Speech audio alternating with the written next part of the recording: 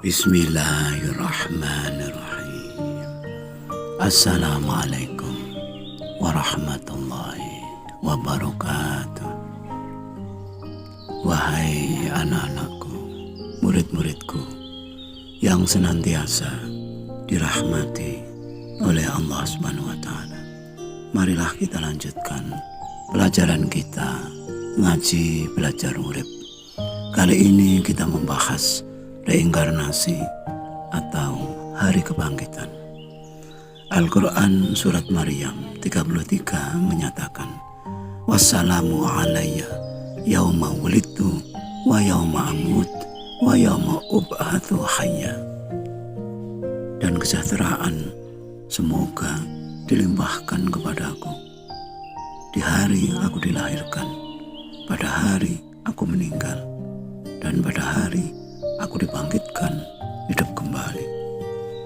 Kalimat ini diucapkan oleh Nabi Isa alaihissalam ketika masih bayi, menjawab pertanyaan-pertanyaan umatnya, yaitu Bani Israel, tentang kelahirannya, padahal ibunya tidak memiliki suami. Bagaimana mungkin bayi lahir tanpa seorang ayah? Jawaban Nabi Isa alaihissalam yang waktu itu masih bayi menjelaskan bahwa kelahirannya adalah semata-mata mukjizat Tuhan, menjelaskan kehambaannya dan kenabiannya, dan diberkahinya di mana saja, kapan saja, di saat lahir, meninggal, dan kebangkitannya. Nabi Isa alaihissalam adalah manusia, hamba Tuhan, nabi, dan kehidupannya selalu diberkahi selaku seorang rasul, seorang utusan. Ayat ini menjelaskan tentang dua hal, yaitu sisi Nabi Isa sebagai abdi dan sebagai rasul, dan satu lagi tentang hari kebangkitan, dibangkitkannya kembali setelah manusia mengalami kematiannya. Di dalam agama Islam, hari kebangkitan tersebut disebut Yaumul Ba'ats, sedangkan di agama Hindu atau agama Buddha biasa disebut reinkarnasi. Banyak sekali umat manusia yang menolak adanya hari kebangkitan tersebut, sebab memang tidak mudah untuk diterima secara nalar atau akal sehat. Mengapa nalar begitu sulit untuk menerima atau mempercayai hal tersebut? Bagaimana mungkin tubuh yang telah hancur lebur jadi tanah atau dibakar menjadi abu bisa dihidupkan kembali, bisa diutuhkan kembali? Demikian sangkaan yang sering dimunculkan bagi mereka yang tidak mempercayai adanya hari kebangkitan atau reinkarnasi. Banyak diterangkan di kitab-kitab suci semua agama, dan tentu saja karena itu adalah urusan agama, maka berurusan dengan keimanan atau keyakinan. Sedangkan ilmu alam atau ilmu pasti sudah barang tentu tidak menerangkannya. Wajar bila sulit sekali nalar untuk menerimanya. Hanya dengan modal iman, termasuk pada kitab suci, akal kita akan dibimbing menuju yakin, termasuk dengan perumpamaan tanah yang gersang di saat musim kemarau panjang bisa hidup atau tumbuh kembali ketika di musim hujan. Al-Quran banyak menganjurkan agar kita banyak berpikir, merenungkan kejadian-kejadian atau peristiwa yang ada di alam ini, agar kita mampu memahami kebesaran-kebesaran Tuhan. Pernahkah kita bertanya pada diri sendiri, di manakah anak kita yang sekarang ada bersama kita ketika kita masih remaja? Dari mana manusia berasal? Dari apa manusia berasal? Seberapa dalam kita mengenal diri kita? Apa yang ada pada diri kita, termasuk akal kita atau nafsu kita, keinginan-keinginan kita, khayalan-khayalan kita, dan seterusnya. Dengan segala kelebihan dan keterbatasan akal, benarkah semua yang ada di dalam hidup ini mampu dijelaskan dengan akal pikiran kita? Bukankah hal-hal yang bersifat gaib sulit sekali diterima oleh akal? Bila kita termasuk orang yang yakin akan adanya keseimbangan atau keselarasan dalam kehidupan ini, mungkin tidak sulit bagi kita untuk maklum akan adanya fisika dan metafisika, ilmu yang nyata dan ilmu yang tidak nyata atau gaib. Ada yang lahir, ada yang batin, ada yang sementara, ada yang selamanya. Bagi kita yang telah terbiasa menapak jalan spiritual atau olah batin, tidaklah sulit untuk meyakini adanya reinkarnasi atau hari kebangkitan. Sebab kita telah sadar jiwa tak akan bisa dibunuh, tidak bisa dihancurkan, dibakar, atau dilenyapkan. Karena dia bukan benda. Jiwa akan berkelana, berpetualang dari satu tubuh ke tubuh yang lain. Bahkan di dalam satu tubuh saja, dia akan berganti-ganti masa. Dari bayi, anak-anak, remaja, dewasa, lalu tua, dan mati. Setelah tubuh itu tidak mampu lagi menjadi wadah bagi jiwanya, maka sang jiwa akan digantikan dengan tubuh yang baru, dengan kisah yang baru pula. Demikian seterusnya. Jiwa akan terus berpetualang dari satu tubuh ke tubuh yang lain, hingga ratusan atau bahkan mungkin ribuan kali kelahiran dan kematian. Selama jiwa belum mampu berpulang kepada Yang Maha Jiwa atau Tuhan, dia akan terus berpetualang. Jiwa yang ternoda atau terkontaminasi hal-hal yang bersifat sangat duniawi telah lupa jati dirinya. Dia menganggap bahwa tubuhnya atau raganya di mana dia berada dianggap sebagai ibunya atau induknya, sehingga perpisahan dengan tubuh amat menyedihkan, sebisa mungkin ditolak. Itulah sebabnya banyak dari kita yang memohon untuk panjang umur, agar jiwa itu lebih lama lagi tinggal di dalam raga yang sebenarnya fana ini. Selama kita menganggap bahwa yang hidup adalah raga, maka jiwa yang ada di dalam raga kita akan terus direinkarnasi, dimatikan, dihidupkan, terus menerus tiada henti. Wahai anak-anakku, murid-muridku, para rasul punya kewajiban untuk menjelaskan adanya rohani yang menghidupi raga, jiwa yang bersifat kekal, yang menjadi wakil dari Yang Maha Jiwa atau Tuhan.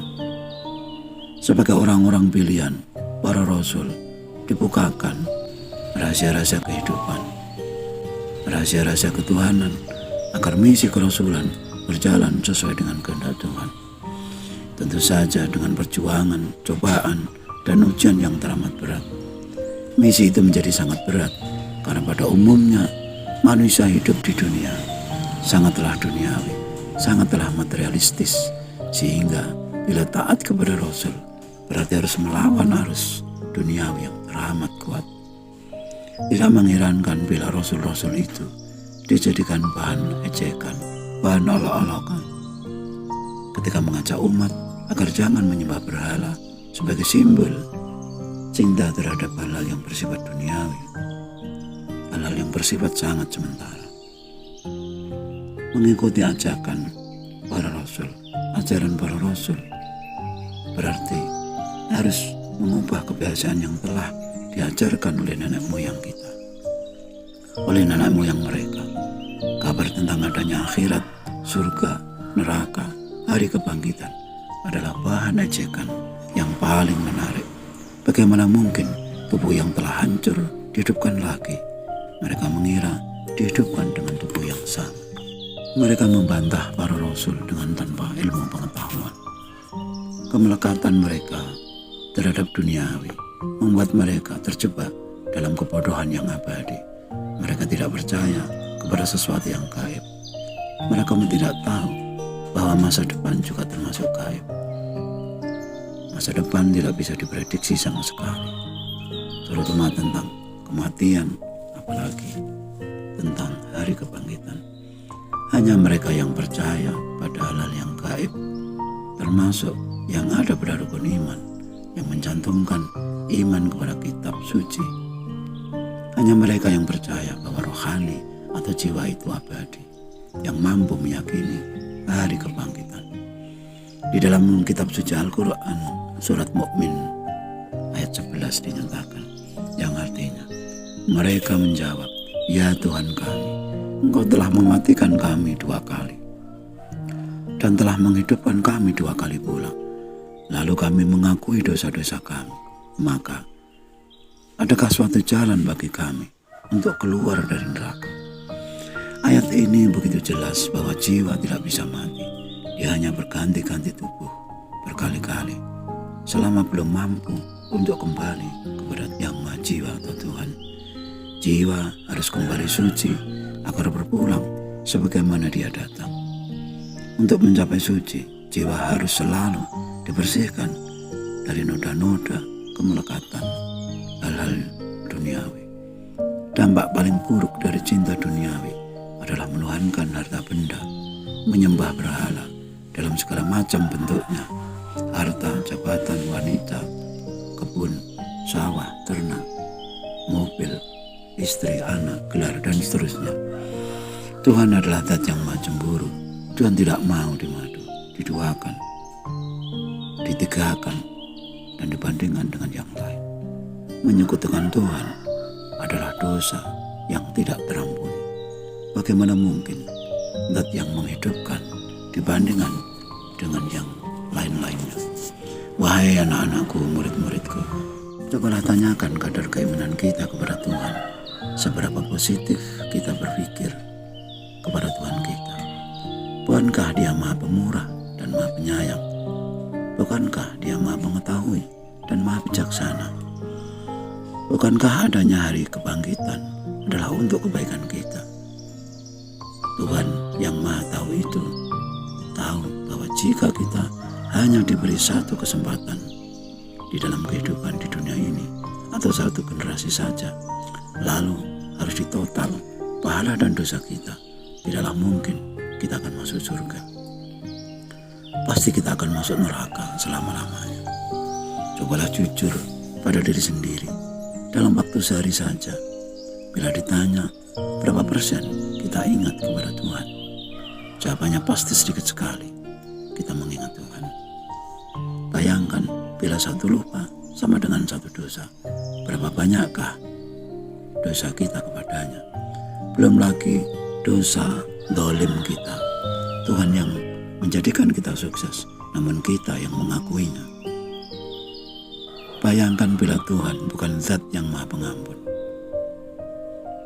Sekali lagi, kebangkitan adalah kemurahan dan kebijaksanaannya agar kita bisa masuk surga meski harus berkali-kali dihidupkan dan dimatikan. Sebab hanya jiwa yang tenang dan menempuh perjalanan kembali kepadanya, yang ridho dan diridhoinya. Sebagaimana firman Tuhan di dalam surat Fajar ayat 27 sampai 30, yang artinya, wahai jiwa yang tenang, kembalilah kepada Tuhanmu dengan ridho dan diridhoinya. Maka masuklah ke dalam golongan hamba-Ku dan masuklah ke dalam surga-Ku. Ayat ini menerangkan rumusan untuk masuk surga, bahwa untuk masuk surga harus bermodalkan jiwa yang tenang, nafsu yang terkendali, dan itu mungkin harus diperjuangkan ratusan atau ribuan kali kehidupan. Sekian dulu wejangan-wejangannya ya. Mohon maaf atas segala kekurangan, dan semoga selalu bermanfaat. Dan marilah kita berdoa bersama. Ya Tuhan kami, mudahkanlah jalan pengabdian kami kepadamu. Amin. Ya Rabbal Alamin. Assalamualaikum warahmatullahi wabarakatuh.